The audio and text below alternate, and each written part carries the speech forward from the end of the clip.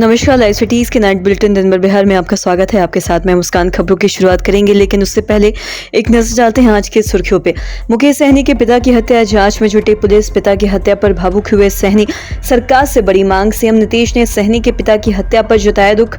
सहनी के पिता मामले पर राहुल ने सरकार से की बड़ी मांग। सहनी के पिता की हत्या पर तेजस्वी ने सरकार को घेरा, छेड़ेंगे नहीं, किलर जल्द गिरफ्तार होंगे, बोले सम्राट चौधरी। मुकेश सहनी के पिता की हत्या पर गरजे सांसद पप्पू यादव। मांझी का घर चकाचक, मेरे घर में कचरा, बोले तेजप्रताप।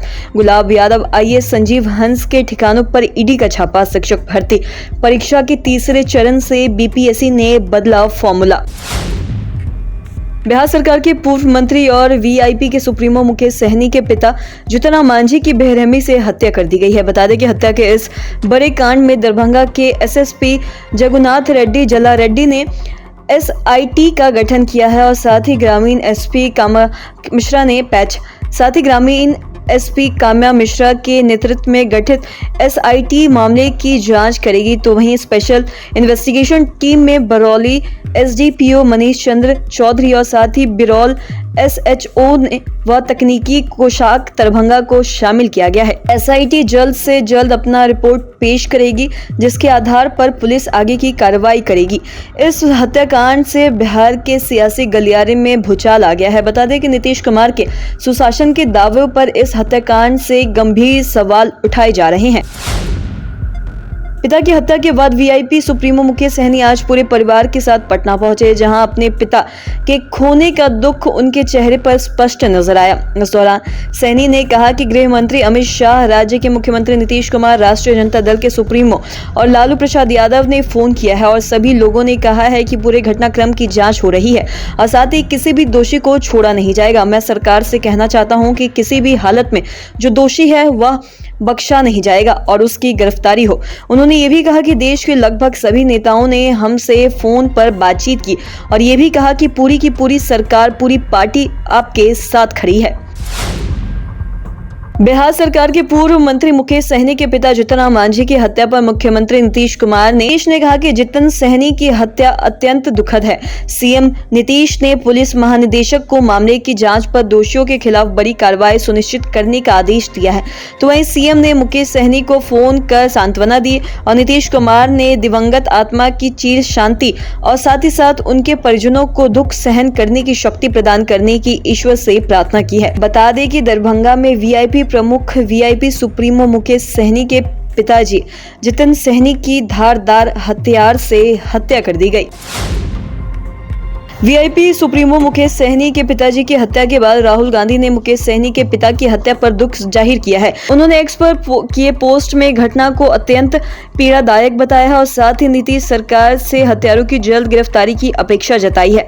बता दें कि राहुल गांधी ने लिखा, विकासशील इंसान पार्टी के संस्थापक, बिहार के पूर्व मंत्री और इंडिया के हमारे साथ श्री मुकेश सहनी जी के पिता जितन सहनी जी का निर्मम हत्या का समाचार अत्यंत पीड़ादायक है। मुकेश जी और उनके समस्त परिवार को अपनी संवेदनाएं व्यक्त करता हूं और इस निर्दलीय अपराध की कड़ी भर्त्सना करता हूं। बिहार सरकार से अपेक्षा है कि वो तुरंत कार्रवाई कर हत्यारों को कड़ी सजा दिलवाए और सहनी परिवार को न्याय दिलाए। वीआईपी चीफ मुकेश सहनी के पिता जितन सहनी की घर में घुसकर निर्मय हत्या के मामले पर नेता प्रतिपक्ष और पूर्व डिप्टी सीएम तेजस्वी यादव ने कहा है कि बिहार की एनडीए सरकार पर हमला बोला है और इस घटना पर गहरी संवेदना व्यक्त की है। तो वहीं तेजस्वी यादव ने सोशल मीडिया एक्स पर पोस्ट करते हुए लिखा कि वीआईपी पार्टी के संरक्षण और बड़े भाई मुकेश सहनी के पिताजी की आपराधिक द्वारा निर्मय हत्या की दुखद खबर सुन सदबद एवं मर्माहत हूँ। शोकाकुल परिवार के प्रति गहरी संवेदना व्यक्त करता हूं। तो वहीं ईश्वर से प्रार्थना है कि इस दुख की घड़ी में परिजनों को दुख सहने की शक्ति एवं दिवंगत आत्मा को शांति प्रदान करे। प्रदेश में अंत का राज स्थापित हो चुका है। तो वहीं निरंतर कह रहा हूं कि बिहार की डबल इंजन पावर्ड सरकार में सत्ता संशोधित, सत्ता संरक्षित और साथ ही सत्ता प्रयोजित सरकारी अपराधियों का मनोबल इतना बढ़ चुका है कि वो जब चाहे, जहां चाहे, जैसे चाहे, कैसे भी किसी भी हत्या कर सकते हैं। एनडीए सरकार सच्चाई स्वीकारने की बजाय वहीं घिसा पिटा डायलॉग दोहराती नजर आ रही है। सुशासन का राज, और जबकि प्रतिदिन सैकड़ों लोग आपराधिक घटनाओं में अकाल मौत मारे जा रहे हैं। हम तो क्राइम बुलेटिन भी जारी करते हैं, लेकिन अहंकारी सरकार को कोई फर्क नहीं पड़ता। टायर्ड नेता और साथ ही साथ रिटायर्ड अधिकारी प्रदेश की विधि व्यवस्था संभालेंगे तो यही हश्र होगा। नीतीश कुमार की सरकार में पशुपालक एवं मत्स्य विकास मंत्री रहे और सन ऑफ मल्लाह के नाम से राजनीति में ख्याति प्राप्त मुकेश सहनी के पिता जितन सहनी की हत्या ने बिहार को झकझोर दिया है। राज्य की विधि व्यवस्था पर यह वारदात बड़ा सवाल है, तो वहीं जिसका जवाब देने में सरकार में शामिल दल मंत्री मुस्तैदी दिखा रहे हैं। डिप्टी सीएम सम्राट चौधरी ने स्वतः बयान जारी कर हत्यारों की जल्द गिरफ्तारी का दावा किया है, तो वहीं दूसरे डिप्टी सीएम विजय कुमार सिन्हा ने मुकेश सहनी के प्रति संवेदना जताते हुए त्वरित कार्रवाई का आश्वासन भी दिया। और दूसरी ओर विपक्षी आरजेडी और साथ ही कांग्रेस पार्टी राजनीति करने में जुट गई है। दोनों दलों ने मुख्यमंत्री नीतीश कुमार की कार्यशैली पर सीधे सवाल दाग दिए हैं।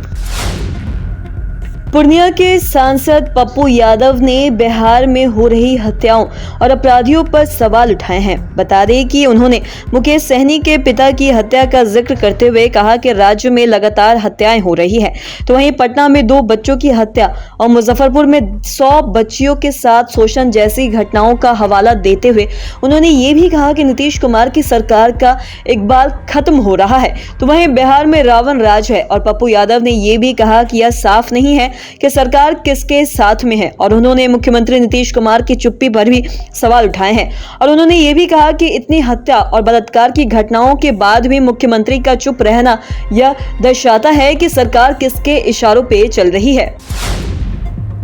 लालू प्रसाद की बड़ी बेटी और बिहार सरकार के पूर्व मंत्री तेजप्रताप यादव ने अपने आवास का एक वीडियो जारी किया है। उन्होंने कहा कि हम सरकार में नहीं है, इसलिए कचरा कर दिया गया है।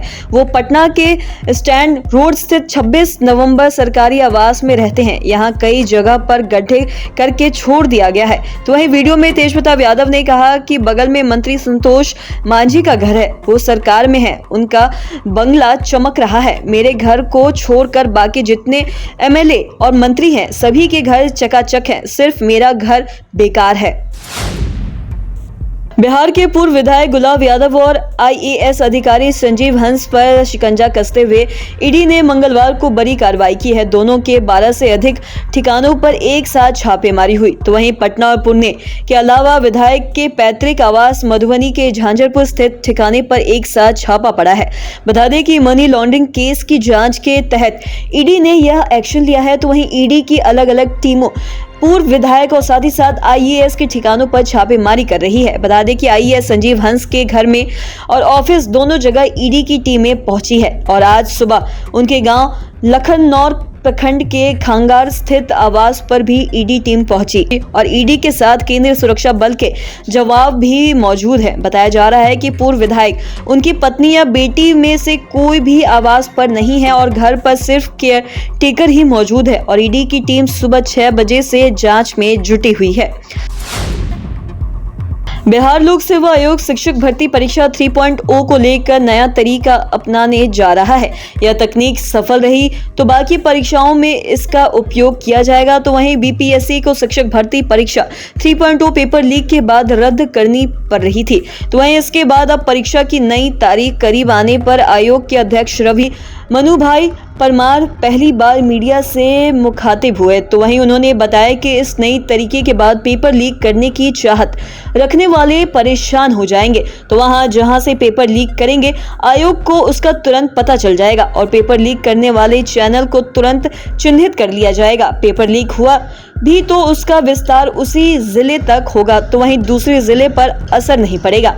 तो आज के इस वीडियो में इतना ही। अगर आपने अब तक हमारे चैनल को सब्सक्राइब नहीं किया तो तुरंत कर ले, साथ ही हमारे फेसबुक पेज को लाइक करें। वीडियो देखने के लिए आपका धन्यवाद।